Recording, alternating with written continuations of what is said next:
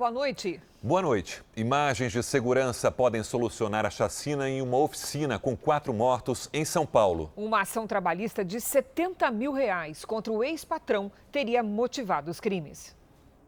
Era começo de noite. Os 2 sócios e os 2 funcionários trabalhavam nos fundos da funilaria, na zona leste da capital paulista.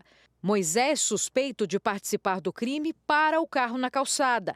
Vilar, o ex-patrão de um dos donos da oficina, entra e rende Jairo Cordeiro de Barros, Antônio Carlos da Silva, Railson Francisco Dantas da Silva e Joaquim Martins da Silva Neto. Moisés vai para frente da funilaria e Vilar dispara 8 tiros. A polícia prendeu os 2 suspeitos da chacina. Vilar, que planejou a ação, ainda vai prestar depoimento. Moisés, motorista do carro, já foi ouvido e confessou o envolvimento no crime. Nós temos imagens, nós temos medidas cautelares, né? Nós temos confissão de um dos presos, que leva a ter a convicção plena, né, de que os 2 autores aqui presos, né, são efetivamente aqueles que mataram esses 4 trabalhadores. A chacina aconteceu dias depois que Jairo ganhou uma ação trabalhista no valor de R$70 mil contra o ex-patrão. A polícia disse ainda que em 2017, Vilar discutiu com a vítima, sacou uma arma e atirou para cima. Um boletim de ocorrência foi registrado na época. Os 2 suspeitos vão ficar presos aqui por pelo menos 30 dias e a polícia deve concluir o inquérito. Além das gravações dentro da funilaria, os policiais encontraram o carro com as digitais de Moisés e roupas de Vilar. Segundo o delegado, o acerto de contas seria apenas com o ex-funcionário que ganhou o processo trabalhista. Para que não houvessem testemunhas presenciais, né, do crime que seria feito contra o Jairo exclusivamente, o Vilar acabou matando os outros 4. A esposa de uma das vítimas não se conforma com a tragédia. Até hoje não entende o motivo do marido e dos colegas terem sido assassinados com tanta frieza. A gente não sabe o porquê. O porquê que ele fez isso. Com 4 homens que levantavam e ia trabalhar e voltavam para casa. Todo dia era isso. Todo dia era essa rotina. Veja agora outros destaques do dia. Indústria cresce 8% em julho pelo 3º mês seguido. Reforma administrativa do governo altera estabilidade e regras para promoções. A rotina de Sérgio, o enfermeiro voluntário que testa a vacina contra a Covid-19.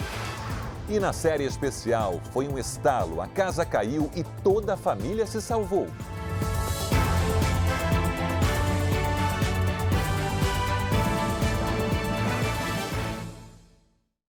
Oferecimento Bradesco. Crédito com até 6 anos para pagar.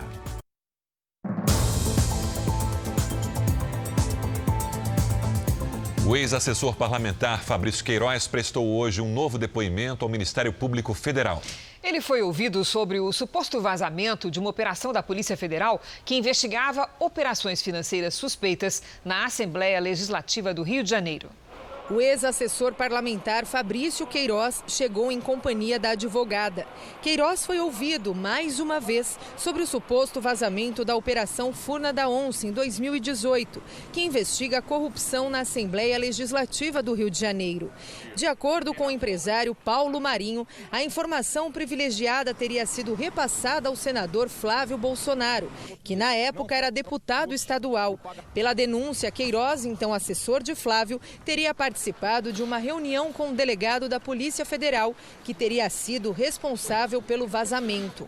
Hoje também foi ouvida a filha de Queiroz, Natália. Ela foi assessora do presidente Jair Bolsonaro quando ele era deputado federal. Natália e o pai foram exonerados dias antes da operação.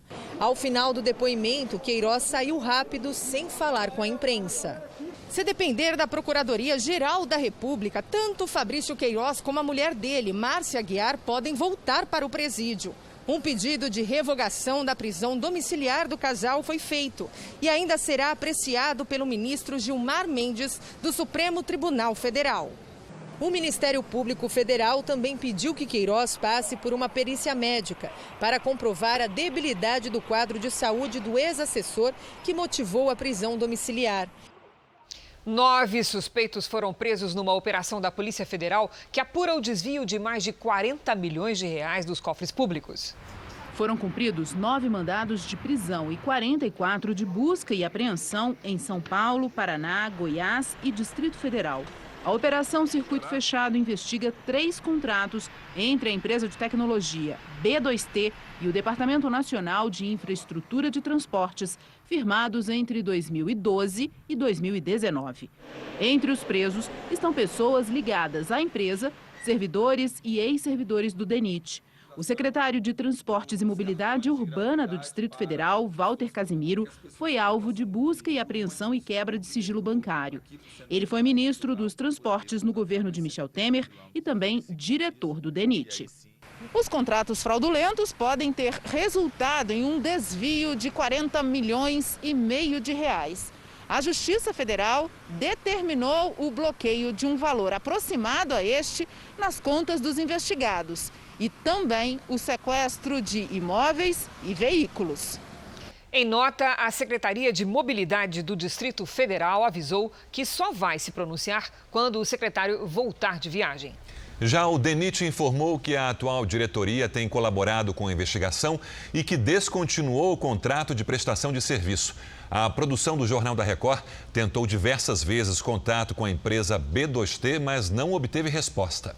Em Vespasiano, região metropolitana de Belo Horizonte, um motociclista morreu atingido por uma roda que se soltou de um caminhão. O homem que está sentado no asfalto, chorando muito, é o irmão da vítima. Vários outros parentes estiveram no local. Eles estavam em choque. O motociclista era pintor e estava a caminho do trabalho quando foi atingido por aquela roda e morreu na hora. Na garupa da moto estava o cunhado da vítima, que teve ferimentos leves e foi socorrido pelo Corpo de Bombeiros. A roda se soltou desta carretinha, que era puxada pelo caminhão, que seguia no sentido contrário da rodovia.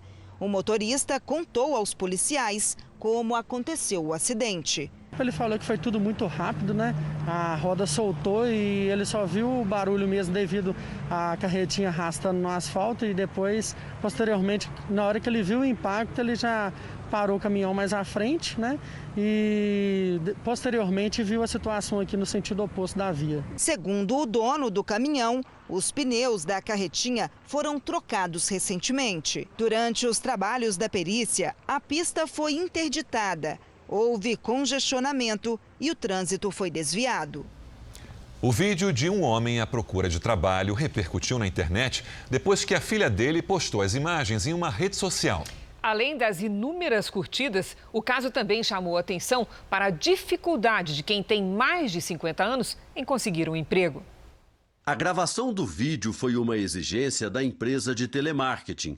Mais uma para onde Wagner Viana, 56 anos e desempregado há 3, tentou uma vaga de trabalho. O meu cliente, ele sai dessa ligação feliz e satisfeito. O emprego não veio, mas a fama repentina, sim. Sem o pai saber, a filha única publicou o vídeo nas redes sociais. Em poucas horas, foram milhares de curtidas. Ele tem muita experiência, ele sempre trabalhou. Eu falo que a minha vida toda eu lembro do meu pai saindo cedo para trabalhar e chegando em casa tarde. Desde que o vídeo foi publicado, o desempregado não para de receber mensagens de solidariedade. Mas o que ele mais precisa agora é da carteira de trabalho assinada, porque faltam apenas 3 anos para a aposentadoria. E nesta reta final, para quem já passou dos 50, a recolocação no mercado é sempre mais difícil. No fim do ano passado, 57% das pessoas entre 55 e 59 anos estavam empregadas. Este ano, a taxa de ocupação ficou em 51%, provavelmente por causa da pandemia. Nesta faixa etária, a probabilidade de voltar para o mercado depois de 1 ano sem emprego é de cerca de 15% e perder o trabalho também. É uma fase difícil, porque não tem as vantagens da juventude nem as vantagens da terceira idade. A sugestão dos especialistas é se reinventar. Foi o que Margarete fez. Como as contas não paravam de chegar e o emprego não vinha, ela decidiu garantir o orçamento com a máquina de costurar. É isso que eu tenho feito, porque emprego mesmo, ninguém está me contratando. Apesar de eu ser sempre fui uma boa funcionária. A indústria cresceu pelo terceiro mês seguido no Brasil, mas ainda é preciso consolidar a retomada para eliminar as perdas com a pandemia. Fazia um tempo que a multinacional com fábrica em São Paulo não funcionava assim, a todo vapor. Só na América Latina, a indústria costumava produzir 260 mil toneladas de alimentos por ano. Isso antes da pandemia. Durante a crise, a queda na linha de produção despencou quase 80%. É assustador você ver quase que uma parada nas suas linhas de produção. A solução foi reformar a fábrica, promover manutenções necessárias, criar jornadas alternativas. A gente acreditava na retomada e mantivemos as pessoas, mantivemos basicamente o nosso quadro do período de pré-crise. Uma queda brusca na produção e uma tentativa desesperada de manter a mão de obra. Uma equação muito difícil para praticamente todas as indústrias. Mas devagar e ainda durante a pandemia, essa empresa conseguiu retomar a produção, que em maio praticamente voltou à normalidade. E desde junho, a fábrica comemora um outro número, um crescimento significativo de cerca de 8% em comparação com o mesmo período do ano passado. Nem todos conseguiram tamanha façanha em tempos de Covid-19, mas a pesquisa divulgada hoje pelo IBGE mostra que, no geral, a produção da indústria cresceu 8% em julho, comparado ao mês anterior. E é impulsionada aí por essa produção mais intensa dos automóveis e também dos caminhões e autopeças. É a terceira alta consecutiva. Porém, com as paralisações e restrições no setor, os prejuízos acumulados em março e abril foram de 27%.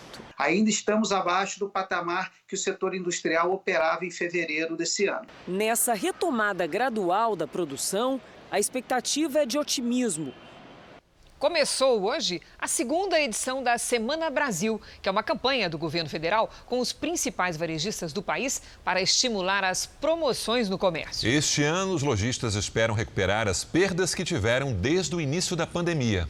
Se tem promoção, sempre tem gente interessada. Sempre é bom uma promoçãozinha, né? Gastar um pouquinho. Acho que é interessante, né? Por causa agora da crise que está tendo, da pandemia, essas coisas ajuda bastante, né? Quem andou pelo comércio nesta quinta-feira já sentiu a diferença na decoração das lojas e no tamanho das ofertas. A gente está com promoções aí com desconto de até 70%. Tem muita mercadoria com preço muito bom. A campanha reúne diferentes setores: roupas, brinquedos, eletrônicos e eletrodomésticos, além de bares e restaurantes. A Semana Brasil visa movimentar o setor varejista no mês de setembro, que não tinha nenhuma data especial para o comércio. Ela antecede as promoções da Black Friday e das compras de fim de ano. A expectativa é de que a campanha deste ano supere a do ano passado, quando 14 mil empresas participaram da Semana Brasil em todo o país. As vendas do varejo cresceram mais de 11% em relação ao mesmo período de 2018. O aumento das transações online foi ainda maior, de 41%. As promoções da Semana Brasil vão até 13 de setembro e devem movimentar o comércio sem esquecer dos cuidados contra o coronavírus. Todos aqueles protocolos devem ser obedecidos, protocolos emanados pelos órgãos públicos. E isso é muito importante para que nós tenhamos sucesso novamente nessa Semana do Brasil de 2020. Eu acho que nessa época agora é a melhor coisa, né? Até porque tem muitos lojistas que estão falindo, né? Então eu acho que é uma boa jogada, até mesmo para salvar muitos empregos, né?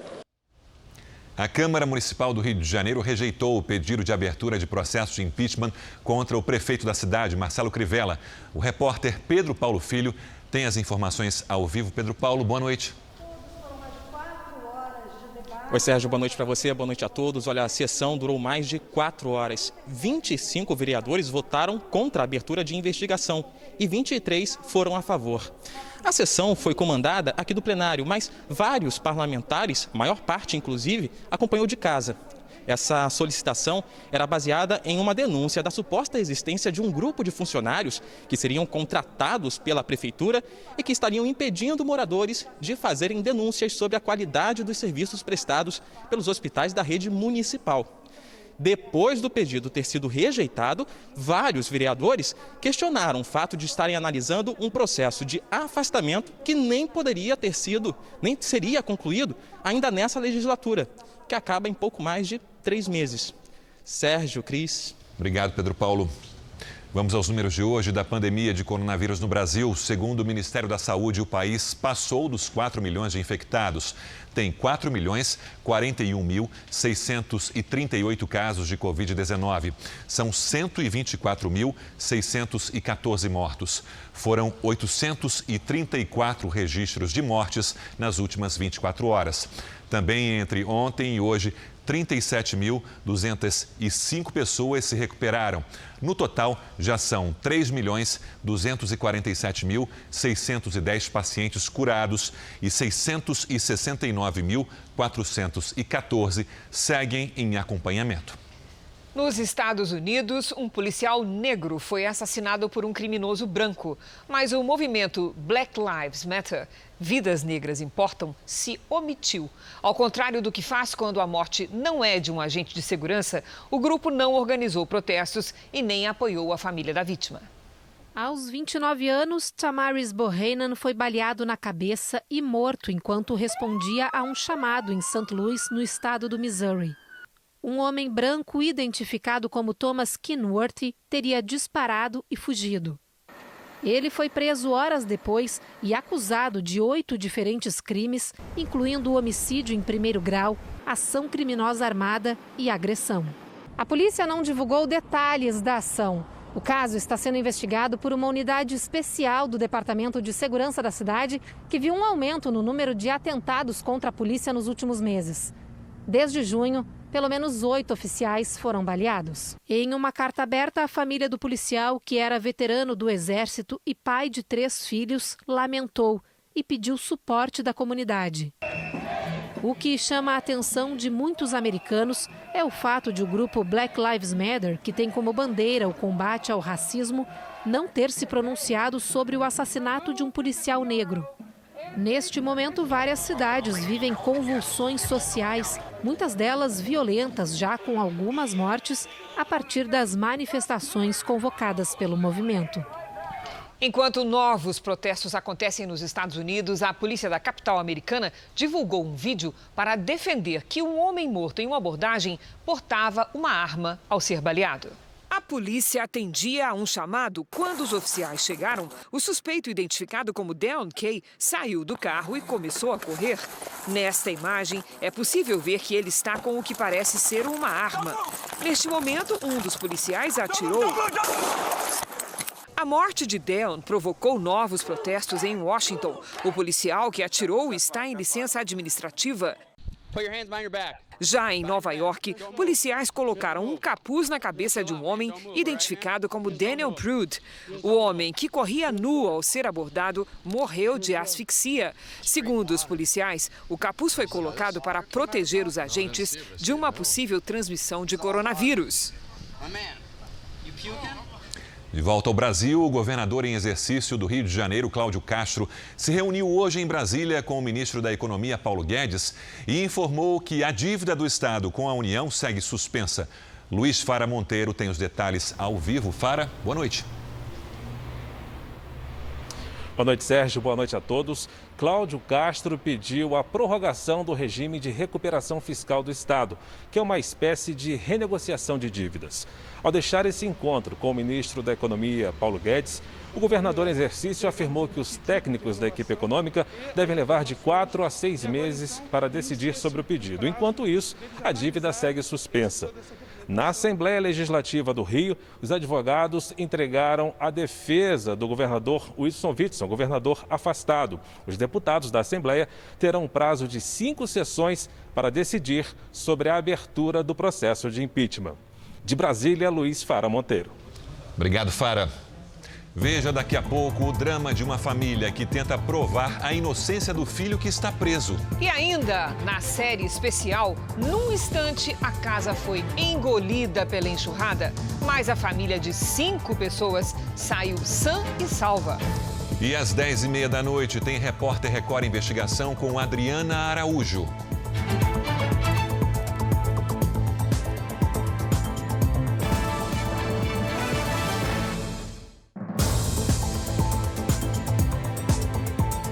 O presidente Bolsonaro participou do lançamento de projetos para a construção de pontes. No Vale do Ribeira, em São Paulo, ele afirmou que todo o comércio deveria ser reaberto.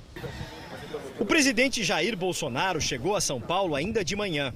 A primeira passagem foi pelo pequeno município de Itapiraí, onde cumprimentou e tirou fotos com apoiadores. De helicóptero, o presidente seguiu para a cidade de Pariquera-Açu, onde participou do lançamento da pedra fundamental de uma ponte. A obra terá um custo de 15 milhões de reais para o governo federal. Na saída, citou os investimentos feitos no país durante a pandemia. Nós gastamos quase R$1 trilhão com isso aí.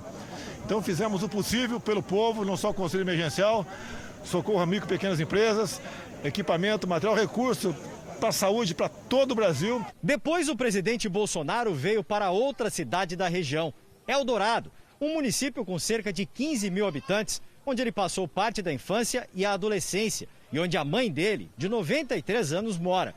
A chegada do presidente provocou novamente aglomeração de apoiadores nas ruas. A região está na fase laranja do Plano São Paulo, que prevê restrições a atividades públicas. Na Câmara Municipal, Bolsonaro participou da apresentação do projeto de uma ponte. O presidente voltou a criticar medidas de governadores e prefeitos que afetaram as atividades econômicas durante a pandemia. Tivemos o problema do vírus, que, desculpe a força de expressão, covardemente foi tratado esse assunto e não com a devida responsabilidade. Partiu-se para o lado de criar um verdadeiro pânico perante a população. Fique em casa que tu vai morrer. A gente apela agora aos governadores, já que eu não tenho autoridade para tal. O Supremo Tribunal Federal me tirou essa possibilidade de agir nessa área. Espero que os governadores e prefeitos, obviamente com a sua devida responsabilidade, abram em definitivo o comércio. Até porque essa própria OMS, que para mim não tem qualquer credibilidade, agora diz que não podemos dissociar vida da economia. O presidente vai passar a noite na cidade. Amanhã ele tem um compromisso em outro município da região. O governo entregou hoje ao Congresso uma proposta de reforma administrativa que altera as regras dos contratos de novos servidores. A primeira etapa prevê mudanças na Constituição e pode acabar com a estabilidade de várias categorias. O projeto atinge os futuros servidores públicos, mas não os integrantes de poderes, como juízes e parlamentares. Militares também ficaram de fora. A proposta de reforma abrange os 3 poderes da União, estados e municípios. A proposta proíbe mais de 30 dias de férias por ano, acaba com a redução de jornada sem redução do salário e com as promoções ou progressões só por tempo de serviço. Impede ainda a incorporação de cargos em comissão ou funções de confiança na remuneração permanente e proíbe a aposentadoria compulsória como forma de punição. Essas regras são as responsáveis pela maior parte da economia, que em 10 anos deve ser de mais de 350 bilhões de reais. Com o fim das promoções por tempo de serviço, o aumento do salário só ocorrerá por merecimento. Hoje não existe no setor público uma avaliação de desempenho, porque nunca foi feita a regulamentação. O texto apresentado ao Congresso exige a criação dessa avaliação para as promoções e acaba com a estabilidade para a maioria dos cargos, que fica garantida apenas para as funções de Estado que serão definidas por lei complementar. A reforma administrativa também sugere que o servidor passe primeiro por um período de experiência para ser efetivado no cargo. Para as carreiras de Estado, esse período será de 2 anos. O vínculo de experiência ele ainda é a etapa do concurso. Então, a pessoa que estiver durante o período do vínculo de experiência não é ocupante de cargo público, ele ainda está num processo de avaliação e ainda está num processo competitivo.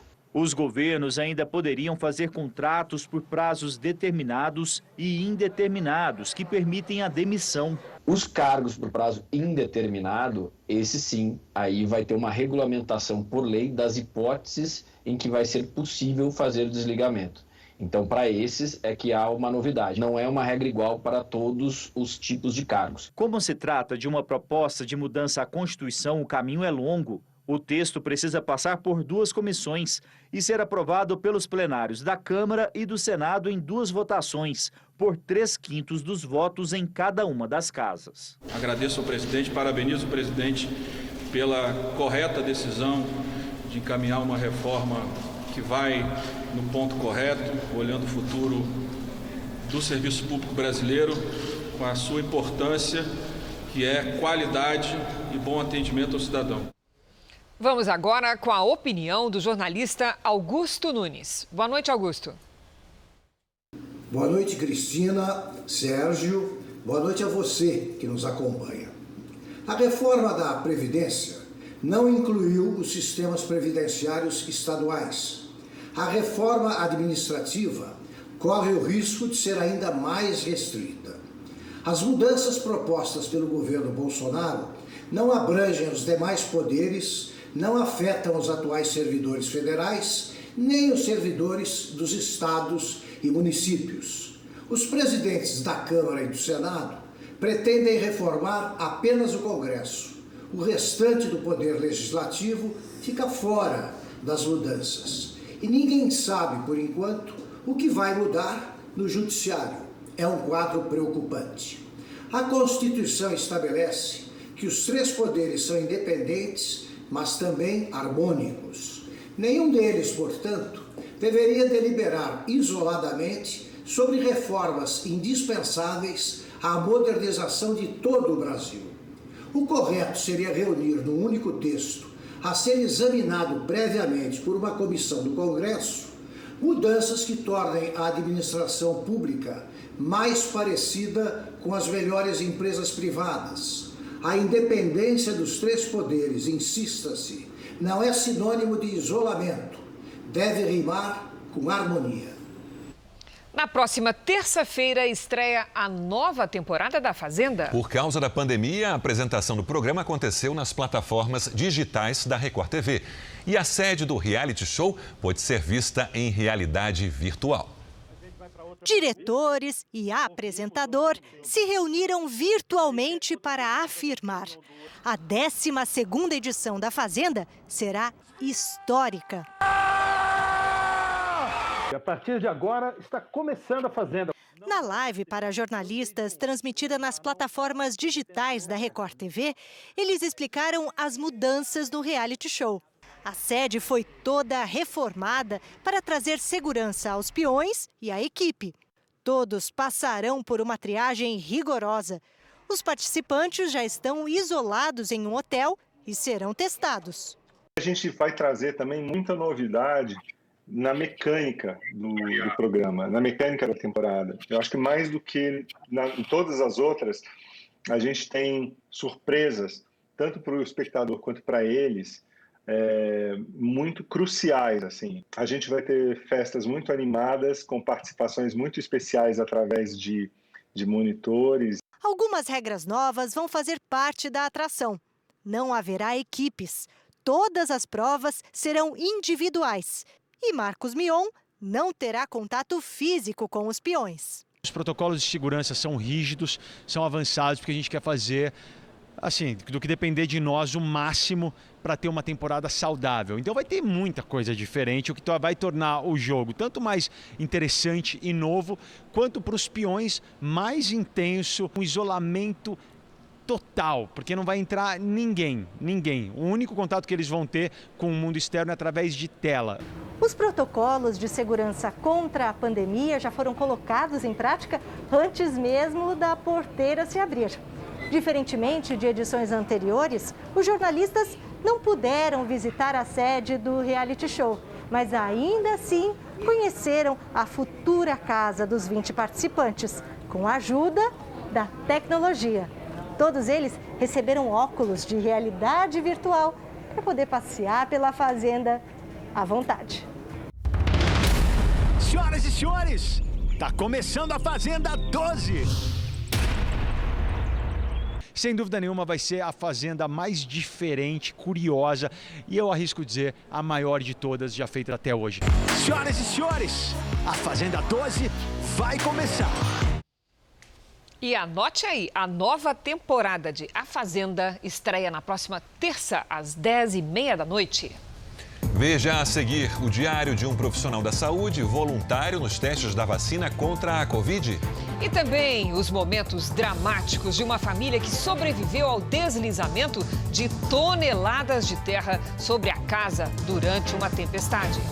E às 10h30 da noite, o repórter Record Investigação denuncia a violência doméstica contra mulheres do campo.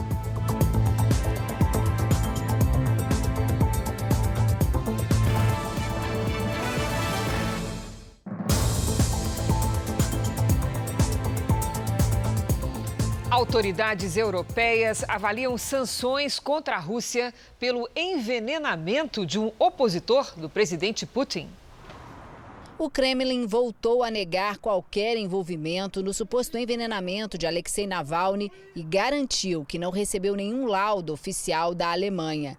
Segundo os médicos alemães, o principal opositor do presidente russo, Vladimir Putin, foi envenenado com Novichok, uma substância tóxica produzida na União Soviética há 50 anos e que afeta o sistema nervoso. Médicos russos negam o envenenamento. A chanceler alemã Angela Merkel disse estudar possíveis sanções contra o governo russo e pode até reconsiderar a construção de um oleoduto entre os dois países. A Alemanha também exigiu uma ação imediata da União Europeia para que o caso seja esclarecido. O bloco quer que a Rússia realize uma investigação independente.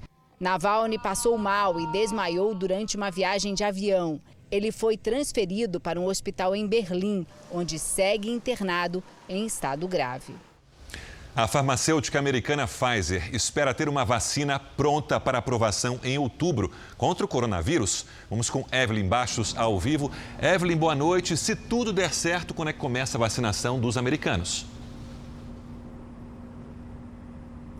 Oi, Sérgio, muito boa noite para você, para a Cris e para todos que nos acompanham. Olha, se essa fase final de testes em humanos... A gente perdeu a comunicação com a Evelyn Bastos, que falava aí sobre a expectativa da vacina contra o coronavírus. Vamos com notícias de Brasília. O Senado aprovou há pouco o texto base do projeto que altera o Código de Trânsito. Então vamos com Nathalie Machado. Nathalie, boa noite.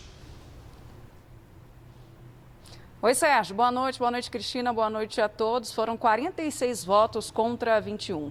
E neste momento, os senadores analisam as emendas que podem modificar o projeto. Esse texto, ele altera o Código de Trânsito brasileiro. Prevê o aumento da pontuação para a perda do direito de dirigir de forma gradual, dependendo da gravidade das infrações, e também amplia a validade da carteira de motorista para 10 anos, para quem tem até 50 anos de idade. Mas, como já teve modificação, esse texto agora ele volta para a análise da Câmara dos Deputados. De Brasília, Nathalie Machado. Obrigada, Nathalie. Água no Nordeste. Só nestes primeiros dias de setembro, Salvador e Aracaju já registraram 30% de toda a chuva do mês. Enquanto isso, a seca no interior já dura 100 dias. Lidiane, quando é que isso deve se equilibrar? Só no fim do ano e olhe lá, viu, Cris? Boa noite para você, para o Sérgio, para todo mundo do outro lado. Os ventos úmidos do mar não conseguem vencer a força do ar seco do interior e aí conseguem provocar chuva só ali, no litoral.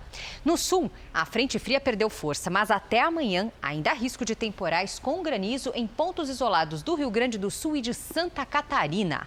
Nada de chuva no interior gaúcho e do Paraná até o Ceará. No centro do Brasil, calor e ar seco. A umidade fica abaixo de 20% em Minas Gerais, Goiás, Mato Grosso e Tocantins. Pode gear lá na pontinha do país. Na fronteira com o Uruguai, mínima perto de 1 grau logo cedo. Em Florianópolis, esfria também, máxima de 18. Em Campo Grande, faz até 36. No Rio de Janeiro, 31. 33 em Goiânia e em Fortaleza. Em São Paulo, baixa umidade do ar até o fim de semana. Nesta sexta, máxima de 30 graus, Cris. Obrigada, Lidy. Até amanhã. Nós tivemos há pouco um problema com o sinal do Vivo da correspondente Evelyn Bastos. O que ela iria dizer é que a farmacêutica americana Pfizer espera ter uma vacina pronta para aprovação em outubro. Se a última fase dos testes em humanos for bem sucedida, a Pfizer vai enviar a vacina para a revisão regulatória ainda em outubro. O governo americano já disse que pretende dar início à vacinação ainda em novembro deste ano. A fase 3 dos testes inclui 30 mil voluntários do mundo inteiro, entre 18 e 85 anos. Mamãe tenta provar a inocência do filho aqui no Brasil, preso há uma semana, suspeito de cometer 2 assaltos na Grande São Paulo. Este é Douglas Gomes da Silva, de 25 anos. O jovem está voltando para casa depois de um dia de trabalho em Itaquaquecetuba, na Grande São Paulo. Repare no horário, 8h18 da noite. É quando ele abre o portão e entra. 16 minutos depois, a mesma câmera de segurança flagra 2 suspeitos fugindo. Eles tinham acabado de roubar o carro de um motorista de aplicativo. A polícia militar foi chamada. Na sequência, às 8h45, Douglas sai de casa e é preso pela PM. É agoniante. Não tenho notícia dele, eu não sei como ele tá. Eu tô com meu coração destruído, eu tô embaixo de chá. Não como, não durmo. Se a situação era ruim, ficou ainda pior quando Douglas chegou aqui na delegacia. O motorista de aplicativo assaltado forneceu para os investigadores o número do telefone usado pelos verdadeiros assaltantes para solicitar a corrida. Como esse celular era roubado, Douglas agora, em vez de ser responsabilizado injustamente por um crime, está sendo acusado de praticar 2. O motorista do aplicativo reconheceu Douglas como sendo um dos assaltantes, mesmo com o jovem dentro de casa na hora do crime. Já a vítima, que teve o celular roubado, afirmou em depoimento que não reconheceu Douglas como sendo o assaltante. Ele trabalha desde os seus 12 anos, feirante, né? Ajudante geral. Qualquer coisa que chamasse ele estava atento para fazer. Sempre ele foi um menino trabalhador. Nunca pegou um centavo de ninguém. Ele nunca tinha estado numa delegacia até a prisão no último dia 25. Há 2 anos trabalha como operador de máquina numa fábrica de tecidos. A família não se conforma. Ele está lá preso, sendo culpado de uma coisa que ele não fez. E os bandidos estão aí, soltos, fazendo outras vítimas, roubando outros pais de família. A Secretaria de Segurança Pública de São Paulo informou que até o momento não tem conhecimento dos fatos mostrados na reportagem. E está à disposição dos familiares de Douglas, caso eles queiram acrescentar informações ao inquérito policial. O número de divórcios no estado de São Paulo aumentou 30% em julho em relação ao mesmo mês do ano passado. Especialistas apontam que o isolamento por causa da pandemia pode ter ampliado problemas já existentes nos relacionamentos. Ana passou a trabalhar com o marido todos os dias sob o mesmo teto. A convivência, em vez de aproximar, distanciou o casal que tem um filho adolescente. O casamento de 18 anos terminou. Veio a rotina da casa, né? Uma rotina que nós não tínhamos com tanto peso. Ele trazia sinais de uma preocupação elevada, de uma certa ansiedade, um isolamento. Porém, eu via isso como um reflexo da pandemia. Cada vez mais casais têm procurado cartórios para se divorciarem. No estado de São Paulo, o crescimento foi de 30%, na comparação entre julho de 2019 e julho de 2020. O aumento também foi registrado no Brasil todo no mesmo período de tempo. No caso, a alta foi de 4%. De acordo com especialistas, o isolamento social das famílias tem muito a ver com isso. Com a pandemia, eles foram obrigados a conviver diariamente o dia todo. E aí esses conflitos latentes acabaram explodindo. O Conselho Nacional de Justiça autorizou, em maio, os chamados divórcios online, somente quando não há conflitos entre as partes. Renato e Cristiane Cardoso são especialistas no assunto. Os dois são palestrantes, conselheiros matrimoniais e apresentadores do programa A Escola do Amor. Eles fazem questão de afirmar que a pandemia não é fácil, mas problemas no relacionamento talvez já existissem. Você teve que ficar com aquela pessoa dentro de casa, né? E agora aqueles problemas não davam mais para ficar debaixo do tapete. Agora estão para fora. E aí você começa a ter que chegar à conclusão de que vocês estão cheios de problema e vocês não sabem como lidar com aquilo. O fenômeno também acontece em outros locais do mundo. Uma das maiores empresas de fornecimento de documentos jurídicos dos Estados Unidos percebeu um aumento de 34% nos divórcios extrajudiciais desde o início da pandemia, em março. Segundo Renato Cardoso, é possível aproveitar o isolamento para fortalecer o casamento. Procurar minimizar esse momento que está sendo difícil, cada um enfrentando sua própria luta. Às vezes o casal passou um baque financeiro, está passando por uma dificuldade, então não é hora de cobrar, de acusar, de ficar lamentando, é hora de encorajar, de levantar, de sentar, fazer um novo orçamento, pensar nas finanças, como vocês vão ajustar as finanças de vocês para passar por esse momento, porque a boa notícia é que vai passar, já está passando. E entender que o problema, ele é uma forma de você mostrar o quanto você ama, o quanto você quer ficar com aquela pessoa. A vacina chinesa, que é testada pelo governo de São Paulo, está na terceira e última fase de análise antes de ser aprovada e distribuída à população. O Jornal da Record acompanhou a rotina de um chefe de enfermagem do Hospital Emílio Ribas, que é voluntário no estudo.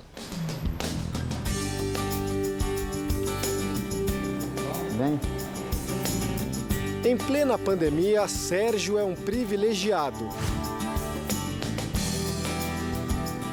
Chegando aqui para tomar a segunda dose da vacina. Faz 14 dias, 15 dias já que eu tomei a primeira dose. Hoje está marcado o retorno para uma nova avaliação médica e tomar a segunda dose. Bom dia, doutora. Ele é um dos 9.000 voluntários brasileiros que participam dos testes com a vacina contra o coronavírus do laboratório chinês Sinovac, em parceria com o Instituto Butantan. E nós vamos mostrar passo a passo como é a rotina dele. Tá bom, agora a gente vai fazer uma coleta de exame de sangue e vamos aferir os sinais vitais, tá bom? Ok. É esse aqui que vai identificar se for vacina, se está gerando anticorpo. Isso, vai fazer o acompanhamento da sua resposta.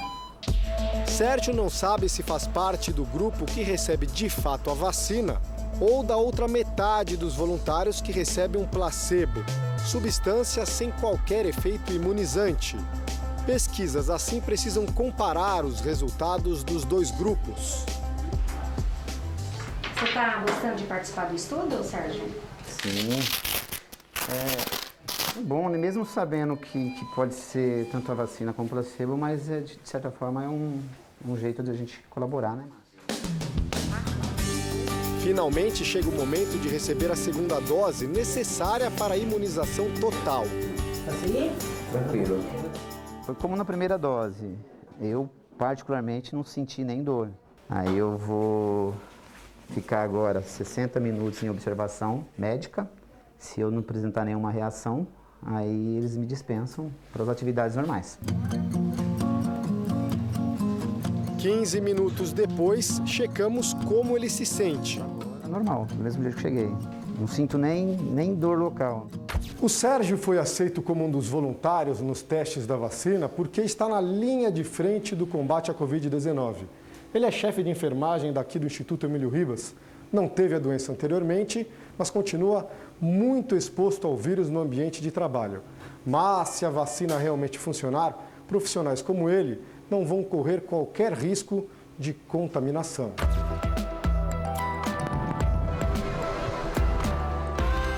Mesmo em casa, durante o estudo, Sérgio precisa acompanhar todos os dias as possíveis reações. 36,6. E também atualiza o diário dos voluntários. É um checklist Lá tem todos os possíveis sintomas ou sinais que eu possa apresentar. Para depois, em análise pelos profissionais envolvidos no estudo, for descartado o que é relacionado ou não. Se eu tive alguma náusea, se eu apresentei algum vômito, febre, calafrio. E no caso, no primeiro dia eu tive dor de cabeça. Toda informação é preciosa na pesquisa da vacina, que pode estar disponível já no ano que vem. Apesar dos testes, Sérgio não descansa na missão de salvar vidas. Oi, meninas. Oi, Sérgio. Antes de entrar num leito, o cuidado é total. Ele trabalha na UTI dos pacientes com coronavírus. Sérgio cuida da hemodiálise, tratamento para a insuficiência dos rins. Chega a ter uma complicação até de 40% de injúria renal no paciente de Covid na terapia intensiva. E nesse caso, por se tratar de um paciente grave, a hemodiálise acaba sendo a alternativa ou a terapêutica primordial e necessária para poder restabelecer. O enfermeiro sabe que já faz parte do time de heróis da área da saúde nessa pandemia, mas ele quer mesmo é ficar marcado por participar da busca incansável pela tão sonhada vacina. A pandemia, ela já está na história, certo? Então ela vai constar nos livros de história como nós estudamos as pandemias anteriores. Agora, como um voluntário que recebeu a vacina, que vai determinar a possível cura dessa doença, então eu sou parte da história. Foi o tempo de um estalo e a casa caiu em cima de toda a família. Nem eles sabem como sobreviveram. Os 5 saíram só com arranhões, mas o pavor que sentiram, esse vai ficar.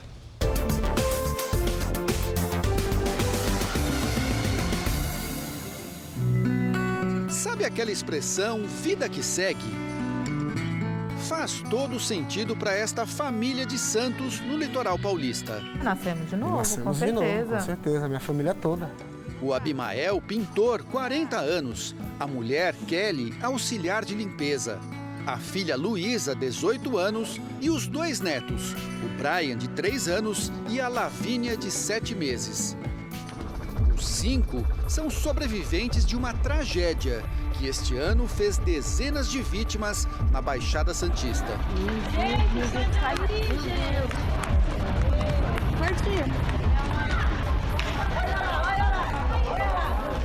Essa era a casa onde o Abimael morava com a família. É até difícil acreditar que 5 pessoas sobreviveram a esse desabamento.